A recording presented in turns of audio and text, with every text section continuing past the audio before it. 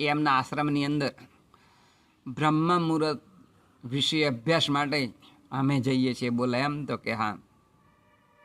તો કે મારે પણ તમારી સાથે આવવું છે. તો આ શિષ્યો સાથે આ જે નરેન્દ્ર હતા તેના પિતા પણ સાથે ગયા. ત્યાં પુલસ્ત્ય ઋષિ એ પોતે એક ઝૂંપડીની અંદર રહેતા હતા. એ બહાર એક ઝાડ નીચે બેસી અને પોતાના શિષ્યોને તે બ્રહ્મ મુહૂર્તની અંદર એ ઉઠી અને શું કાર્ય કરવાની હોય છે એ કાર્ય માટેની વિધિ એ શીખવતા હતા. એટલે કે બ્રહ્મ મુહૂર્તના પાઠ એ શીખવતા હતા.